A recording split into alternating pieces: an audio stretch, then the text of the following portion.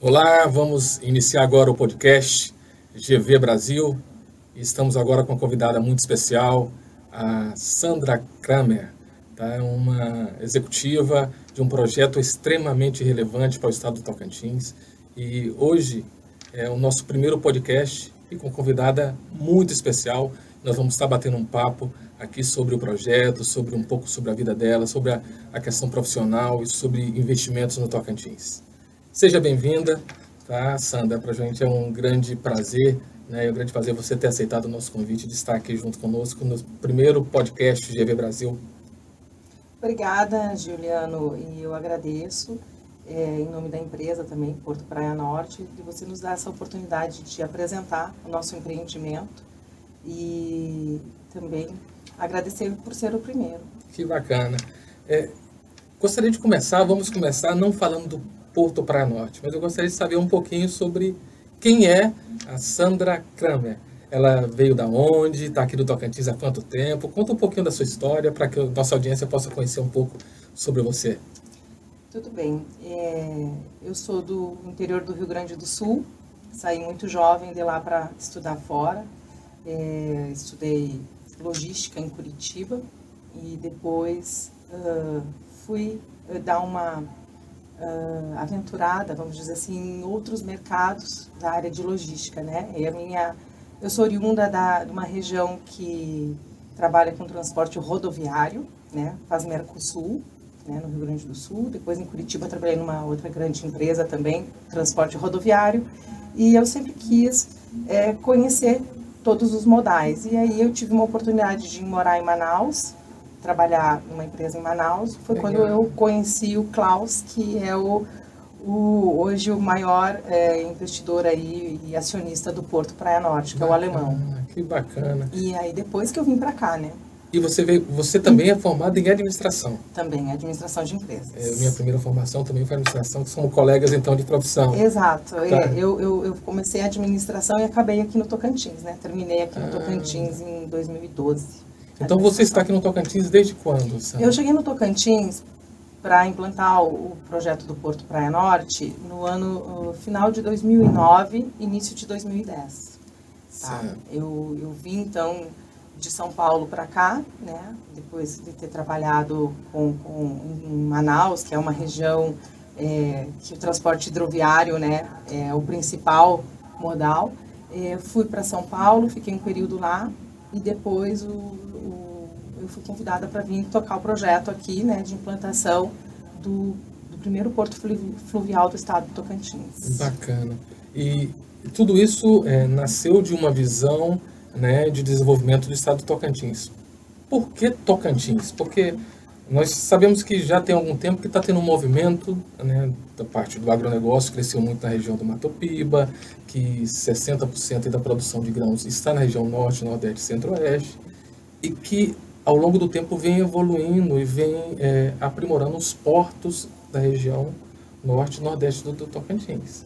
Enquanto no sul, no sudeste, com a carga, assim, vamos colocar, já com muita ocupação. Então começou a desenvolver aqui. E como é que nasceu? Trazendo esse desenvolvimento, foi analisado uma possibilidade? Como é que nasceu esse projeto? Então, quando eu morei em Manaus, eu atuava numa empresa, né, que ela fazia a logística da Zona Franca de Manaus, rodo fluvial, né? Então, navegação de Manaus até Belém e depois de Belém para o sul e sudeste rodoviário.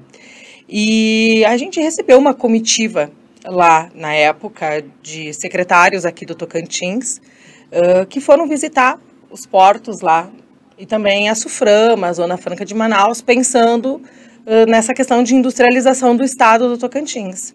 E aí nos conheceram lá, eu, o Klaus, e nos convidaram para vir conhecer o Tocantins, né? E pensar em alguma coisa aqui. E aí a gente começou a estudar o Rio Tocantins, né?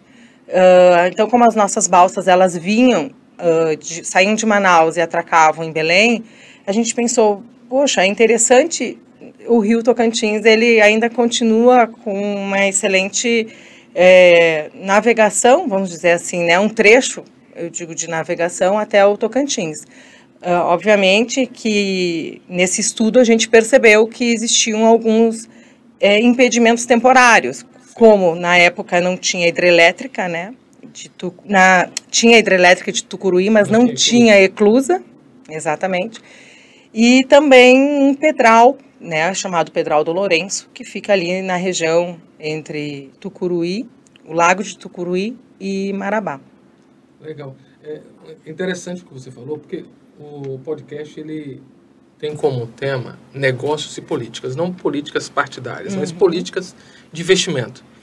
E interessante que para atrair investimento precisa ter movimento. E esse movimento ele precisa o quê? Visitar locais, você precisa mostrar o potencial. E foi através desse movimento dos secretários do Tocantins que acabou trazendo uma possibilidade que depois gerou um estudo. Foi assim. Exatamente. Isso em que ano, Sandra? Bom, isso foi em 2007. 2007. O ano que a gente recebeu... Nós falamos 16 anos atrás. A gente recebeu essa comitiva lá em Manaus. Foi em 2007. Em 2007. Eu estou falando de 16 anos atrás. E dentro disso foi feito um trabalho, um estudo. Isso. A gente focou na nossa carga na época, né? Que era a carga da Zona Franca de Manaus, que é uma região industrializada, né? Que produz muita carga, principalmente no segmento de duas rodas, né? Que certo, é motos e eletroeletrônicos. E que essa carga abastece todo o Brasil, né? Tanto o Nordeste quanto o Centro-Oeste e Sul. E na época, assim, essas questões logísticas, elas eram bastante discutidas já, né? Sobre aumentar o trecho hidroviário e tudo mais, né? Ou a cabotagem, seria a cabotagem, né, pela costa brasileira, mas era bastante incipiente ainda, né? Então a gente pegou, estudou o Tocantins, estudou o Rio Tocantins e apostou de que sairia a eclusa de Tucuruí, né? Ela já estava projetada, estava já em obras. É diferente, eu trabalhei na Invesco e aqui, diferente de Tucuruí, que já tinha a questão do projeto, né? A Invesco tem esse impedimento, né, por conta de não ter eclusa e é meio muito complicado criar uma eclusa agora, muito caro, né? Então, já em Tucuruí não. Então, isso acabou viabilizando esse projeto. Mas só voltando um pouquinho no que você disse, vocês estavam... você é do Rio Grande do Sul, sua formação foi ali, e ali você foi para Manaus, e lá em Manaus vocês já operavam. Qual a operação de vocês em Manaus? Qual que era, o que vocês faziam exatamente em Manaus? Porque a nossa audiência muitas vezes não conhece o processo e é uma oportunidade de conhecerem como era a operação em Manaus e como nasceu o porto. Tá. Não, em Manaus nós éramos um transportador rodofluvial, né? Rodofluvial. Então a gente buscava e carretas também. Então a gente buscava a carga lá no nosso cliente, na Zona Franca. Chegamos a carregar 70 carretas por dia de carga, né? Segmento duas rodas, um cliente que ele representa 75% do mercado. E a gente utilizou um modelo diferente de balsas. Nós criamos umas balsas, né? A ideia do Klaus foi criar essas balsas que elas são como uns armazéns flutuantes, onde a gente não precisava imobilizar as carretas em cima da chata, né? Então, são balsas chatas que tem um armazém em cima. Então, a gente buscava a carga lá na região industrial, né? Dentro da Zona Franca, vinha para o porto, descarregava essa carga dentro desse galpão flutuante e depois arpava para Belém. Aí em Belém a gente também, né, descarregava de novo, acondicionava elas nas carretas e descia para o sul, sudeste, para onde era o destino dessa carga. Qual que era a distância que vocês operavam? Então a gente operava Manaus, Belém, em torno de 2.000 quilômetros. 2.000 quilômetros por água. Por água. Tá, é só para que a audiência possa só ter uma noção da dinâmica disso, porque não é uma distância pequena. Não. É uma distância grande. Praia Norte, Belém, são 650 quilômetros. 650, nós estamos falando hidrovia. Aí, 3, 4 vezes aí o que vocês já operavam, né? Então, uma vez vocês fazendo o estudo, começou a fazer essa análise, vocês se identificaram. Essa possibilidade. Essa possibilidade com 2 pontos principais de gargalo, né? Que poderiam ser trabalhados, que a eclusa, que foi superada em que ano? 2011 ela foi finalizada. Foi finalizada. E o Pedral do Lourenço, que está sendo trabalhado para que... Agora. Né? Então, dentro dessa operação, qual que é a ideia? Em que estágio hoje está o projeto, Sandra? Ele já fala um pouco sobre... lá na Praia Norte, existe um local que vai ser um entreposto de Manaus, correto? Também. E o que seria entreposto, para que as pessoas possam entender? O que é um entreposto? Tá. Eu vou só complementar. Na época, quando nós estivemos lá, então, a gente era focado na carga geral, que é essa carga, né, industrializada. Depois, quando nós chegamos no Tocantins e começamos a implantar o Porto Praia Norte, começou a chegar o agronegócios, né? Então, o grão, né, fica próximo de nós, né, abrir muitas fazendas aqui, esse boom, né, do agronegócios aqui no Tocantins, e também a questão a região de Belém, eles leiloaram alguns terminais de combustíveis, né, para importação de combustíveis, né, o mercado se abrindo aí de commodities de combustível. Então, o Porto também, ele fez as suas licenças, né, passou pela parte de licenciamento ambiental e tudo mais, focado nesses outros 3 cenários de carga, né, nesses outros 3 atividades, que seria terminal de carga geral, essa carga da Zona Franca, né, iniciou o projeto com essa visão, mas ela foi ampliando. Originando Manaus, Praia Norte e depois o restante do Brasil, né, a partir de Praia Norte com uma distribuição.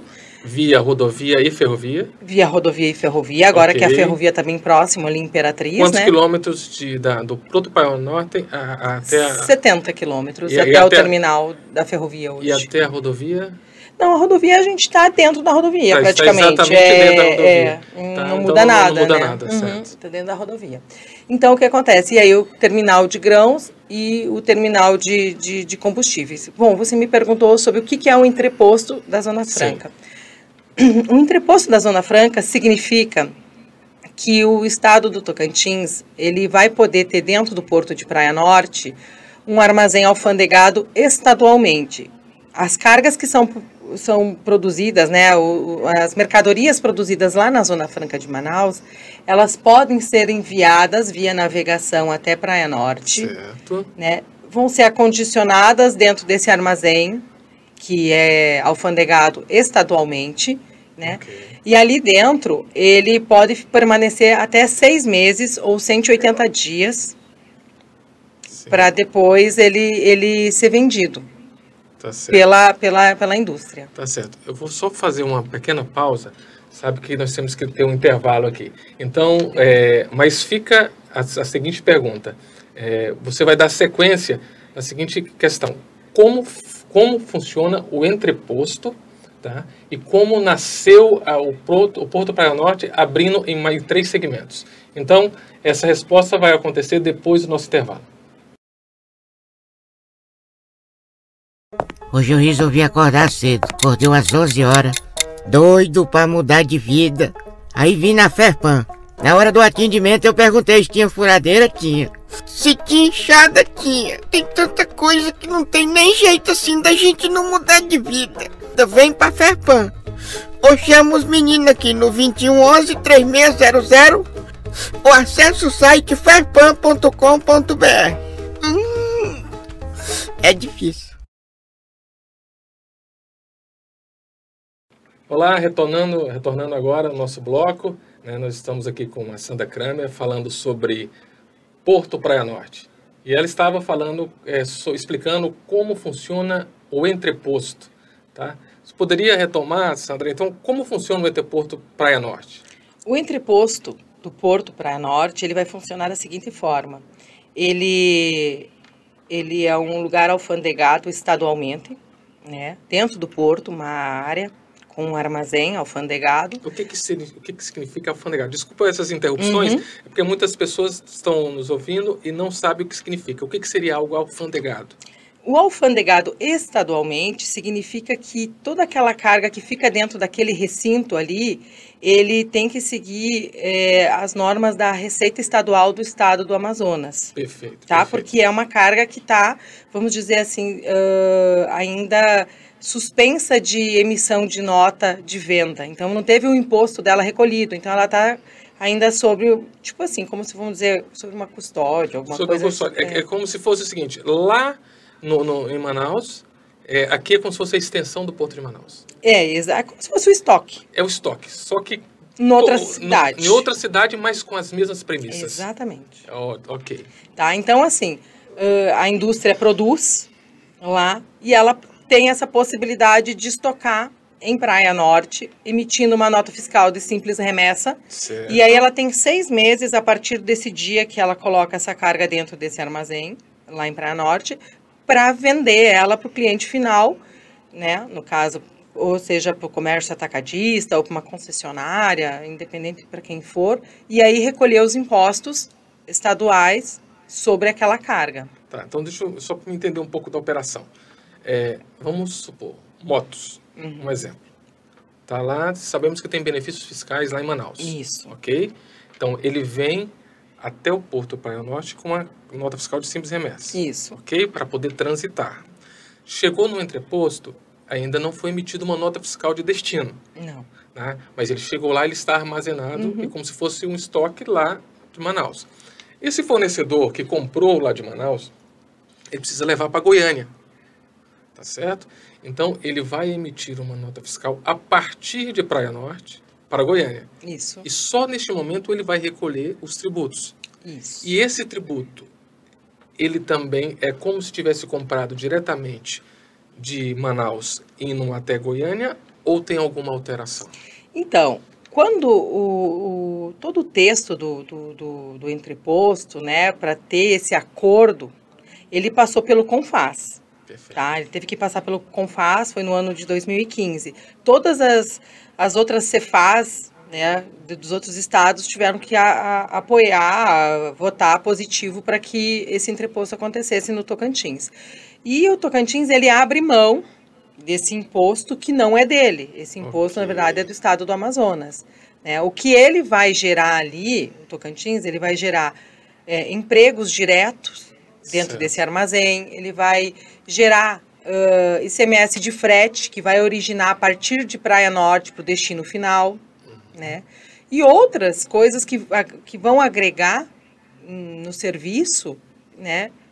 Alocados ali dentro do porto. Interessante. Então, na verdade, é o seguinte, dentro de uma estratégia de atração de investimento, tá, você tem que analisar como você atrai o investimento. Para atrair o investimento para a Norte, abriu mão de um determinado, mas não é do todo. Na verdade, ele trazendo um projeto desse de alta relevância como o projeto Porto Praia Norte, como você falou, está gerando emprego, está gerando renda, está gerando transformação e impostos que não são o ICMS direto, mas tem a questão do frete e outras coisas mais que vão gerar riquezas para o Estado. Isso é importante a gente colocar.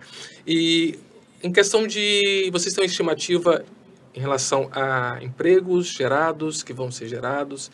Alguma coisa nesse sentido? Então, qualquer estimativa que a gente for fazer de números, assim, ele pode ser muito abaixo ou muito superior. Então, porque as atividades que o Porto Praia Norte vão gerar lá dentro, eles são muito direcionados para cada um que vai operar. Porque o Porto, nós do Porto Praia Norte S.A., nós somos dono do terminal, né? Não somos dono da carga. E também não somos dono das atividades dessas cargas.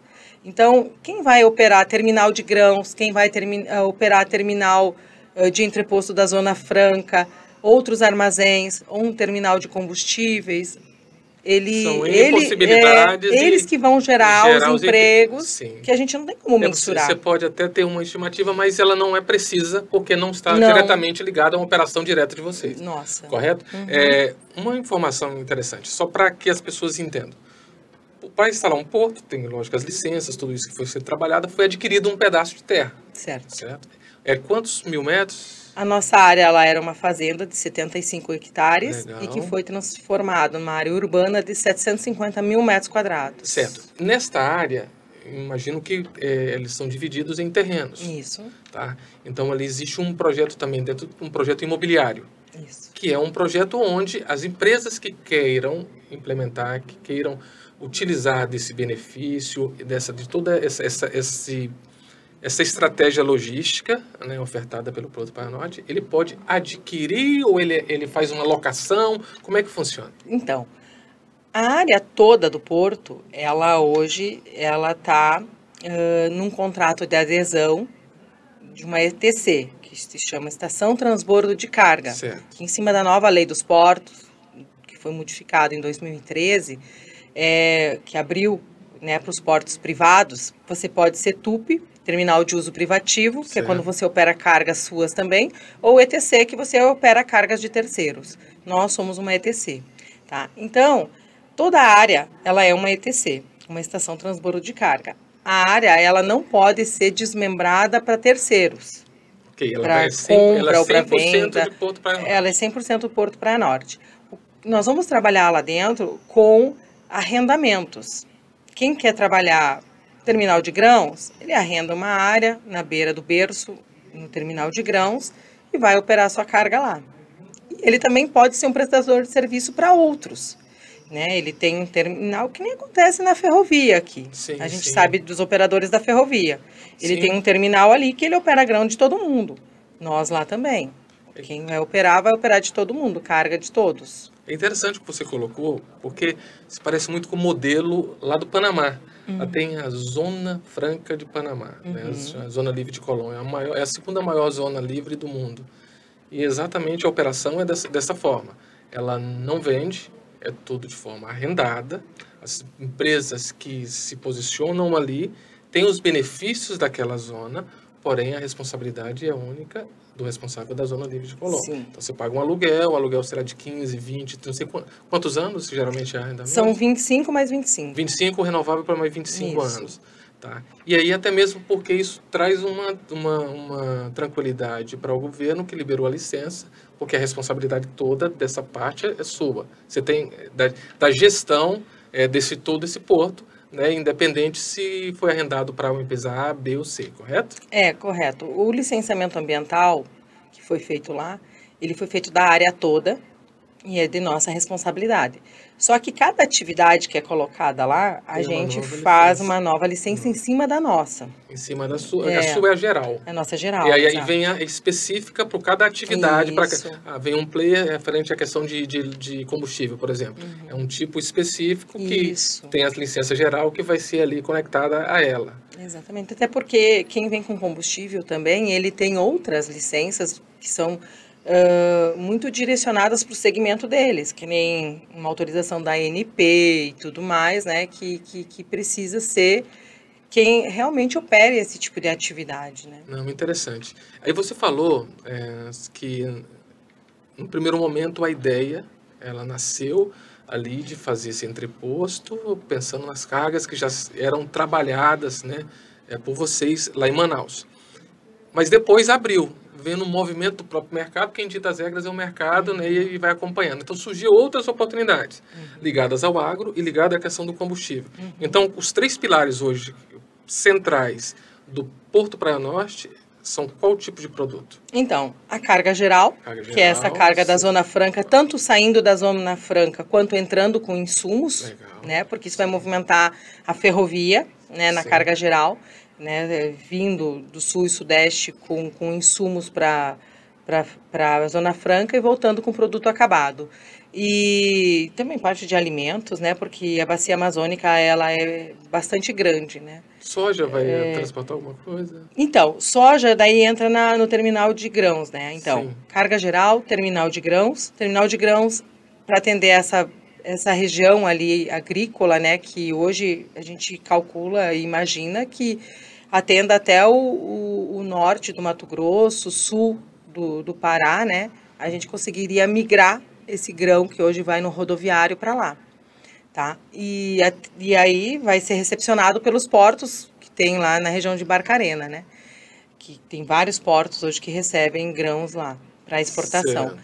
E o terminal de combustível, ele faz o inverso um pouquinho, né? Internaliza esse combustível né, que vem, ele passa por esses portos ali e refinarias e também misturadoras que tem na região também de Belém, internaliza e vem para um armazenamento ali em Praia Norte, já para uma distribuição final, tá? Para postos ou para área agrícola, independente. E também a gente tem a possibilidade, e aí é uma coisa ainda para estudar, do mercado, é o etanol, né?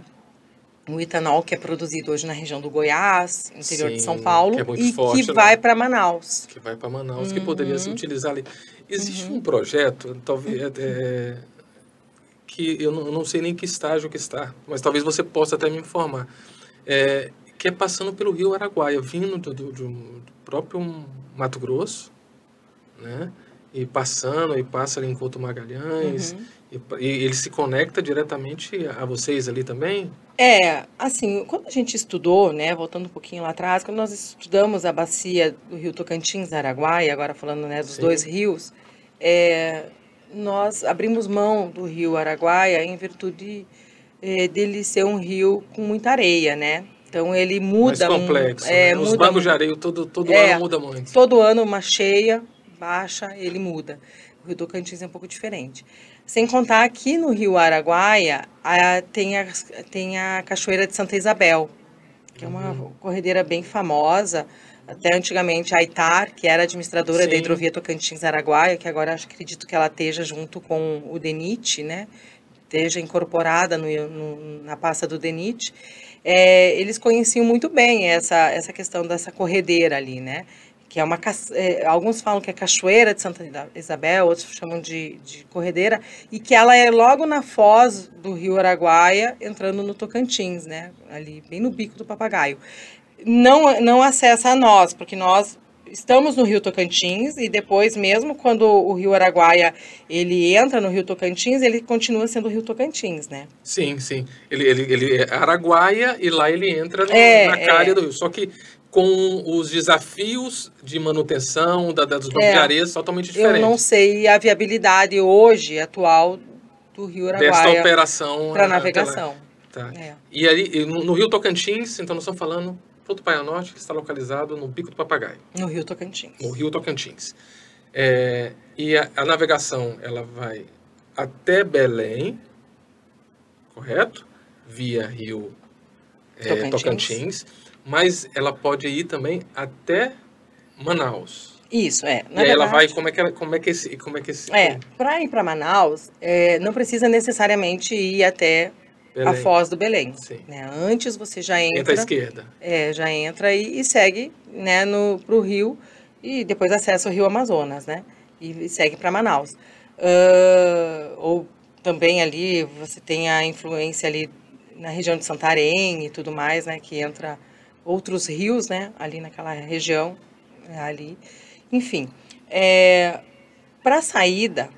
Né, para exportação, aí sim, aí você tem que ir até Barcarena, onde está situado os portos que operam cargas para exportação, né? Que é saindo ali pelo Atlântico, aí você vai para os outros locais. Também tem a possibilidade de ir até Macapá, né? Hoje tem algumas empresas bem conceituadas do agro que investiram em portos em Macapá, em Santana. Em Santana, né? Também dá. Eu me recordo que eu cheguei até a convidar o presidente de Santana para estar conosco num evento que a gente fez no Panamá com os portos do Arco Norte. E realmente, o próprio no Amapá, ele tem crescido também um agronegócio ali, né, plantios e tudo mais. Vamos agora... Né? Tem que dar mais 15 minutinhos, nós vamos entrar no intervalo e aí a gente vai voltar com uma seguinte informação. A Sandra vai estar informando sobre que estágio que está hoje o Projeto Praia Norte, né? Quais são os principais gargalos, os principais desafios e as principais oportunidades, né, para o estado do Tocantins com um projeto dessa envergadura. Então, vamos para o intervalo e logo voltaremos. Há 30 anos, o IOP foi pioneiro e agora é referência em ortopedia e neurocirurgia. Uma evolução transformadora que ultrapassa fronteiras geográficas. Aqui, excelência, humanidade e cuidado se unem para colocar sua saúde e bem-estar em primeiro lugar. Somos o único centro especializado em neurologia do estado. Nossa infraestrutura é nova, moderna e de alto padrão. Cirurgias, internação, UTI e pronto atendimento, tudo em um só lugar, para sua comodidade e segurança. Somos um hospital completo, moderno e repleto de especialistas apaixonados por cuidar de você.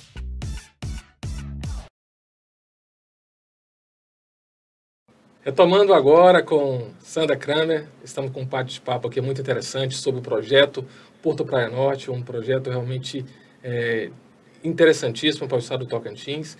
E agora nós vamos dar sequência à nossa conversa.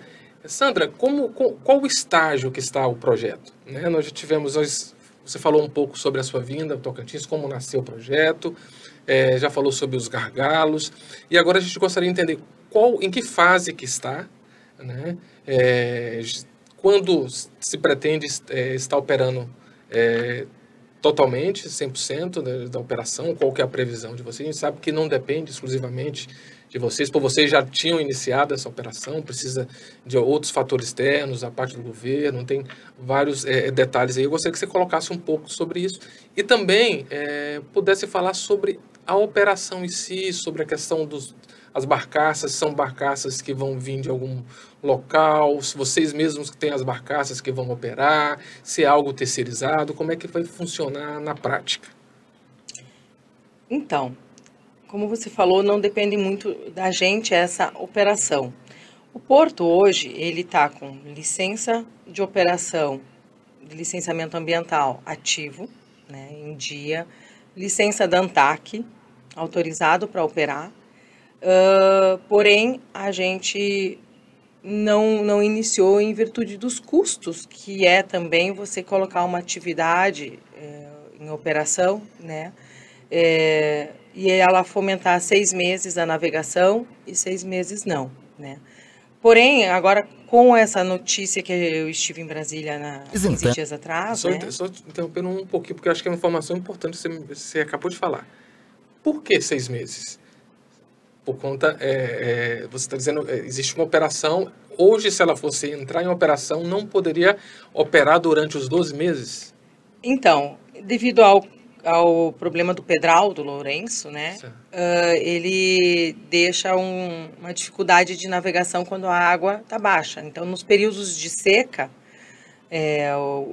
que o rio não tem aquela vazão de água que nem no período chuvoso nosso, então ele não tem como a gente ultrapassar esse pedral, né, no canal, porque existem pedras no canal da navegação. Então, tá. O pedral que vai ser retirado para fazer um canal navegável durante 12 meses do ano com 3,80 m de calado. Tá. Só para o leigo entender aqui.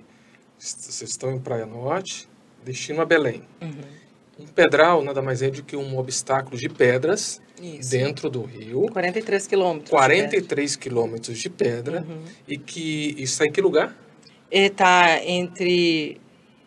na frente da cidade de Tupiranga, na verdade. Quantos quilômetros de Praia Norte, mais ou menos? Então, ele está depois de Marabá, né? Ele está no Pará. Ele está no Pará. Ele já está mais ou menos depois de Marabá, ele está uns 30 quilômetros depois de Marabá. Então, até Marabá eu tenho 200 quilômetros de navegação. Então, uns 230 quilômetros saindo de Praia Norte, com destino a Belém, eu tenho esse pedral. Então, nós estamos falando de calado, nós estamos falando de profundidade. Para as pessoas entenderem. Profundidade. Então, vai uma barcaça e quando, agora, por exemplo, se 6 meses com chuva, aquelas pedras nesse local... Estão submersas. A barcaça, ela consegue passar sem tocar na pedra. Um calado de 3, 4 metros, porque fica muito submerso, né? A gente sabe que o rio sobe muito nesse período chuvoso, né? Perfeito. Então tem esses 40 quilômetros. Só que qual que é a largura desse... Então, do rio Tocantins, você fala da largura ou do canal? É porque o canal... Não, o canal vai ser... de 70 metros. Vai ser feito 70 metros. Então, nós estamos, para que as pessoas possam entender, existe uma distância... Quantos metros mais ou menos? O rio ali, ele tem acho que uns 4, 5 quilômetros de largura. 4, 5 quilômetros de largura, somente 70 metros ali vai explodir, né, na palavra, vai colocar lá, vai ter umas explosões, para poder criar um canal, que nesse canal vai ter a profundidade adequada para que não somente em 6 meses, mas que durante 12 meses possa operar a navegação. Correto. Tá? Por quê? Se você colocar só 6 meses, a conta não fecha, é isso na prática? Então, Ou fica... assim, dá para fazer, entendeu? Daria para fazer essa operação 6 meses, né? Mas eu acredito, isso é mais uma opinião minha, vamos dizer assim, né? A gente já trabalha num custo Brasil muito alto, sabe? Um custo Brasil bastante alto para você migrar uma carga que hoje está num modal para outro e você montar uma estrutura para você operar 6 meses. A consideração que você está dizendo é que pode ser viável a Sim. curto prazo, porém não se sabe lá na frente. E para que esse risco não seja corrido, aí o ideal foi, sendo uma visão mais conservadora, que pudesse começar a operacionalização aos 12 meses do ano. Com isso, você teria o risco seria menor. Esse é, na verdade... Isso, exatamente. Então, assim, a gente está agora acreditando que o Pedral vai acontecer, que num prazo aí de... a obra em si são 20 meses, né? Que a empresa do Pedral fala em 20 meses. Só que ainda depende do IBAMA liberar a licença para instalação, né? Então, a gente acredita, isso foi uma promessa, né? Mas é interessante você falar, você teve com o ministro. Com o ministro, com o Márcio França, Márcio que agora França. vai ficar com a pasta de hidrovias, ele já é portos e aeroportos, a gente esteve há 15 dias atrás em Brasília. Inclusive também, com o nosso governador. Isso, o governador esteve lá, o vice também, né? O deputado federal, o Ricardo Aires, nos apoiou bastante também para que acontecesse isso.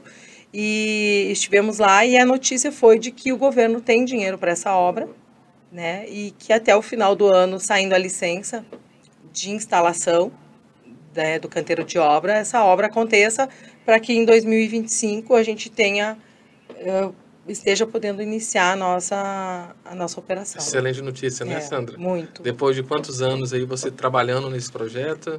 Olha, são 15, 16 anos. 15, 16 anos.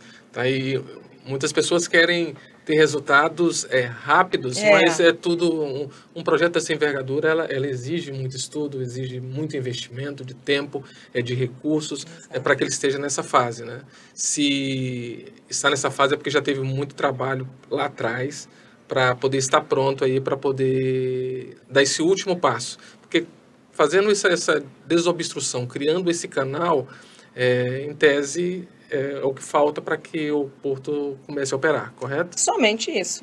O restante está tudo pronto. A nossa infraestrutura dentro do porto, então é uma área de 750 mil metros quadrados, ela já foi toda estruturada, com avenidas internas, com iluminação, parte de asfalto. Energia de alta e baixa tensão, está toda pronta. Tem portaria, tem balança para veículos longos, né, de 30 metros. Pré-contratos já assinados? Então, a gente já tem NDA, né? a NDA assinado com uma grande empresa operadora de ferrovia, né, muito importante no Brasil, né, que quer atuar nessa carga da Zona Franca, principalmente, né, e com o pessoal do grão, é um pessoal ávido, né, por novos negócios e oportunidades logísticas. Então, a gente não precisa nem ter contrato assinado com eles. A hora que nós estivermos com a operação lá, essa carga vai para lá sem precisar fazer grandes esforços. E sem falar que é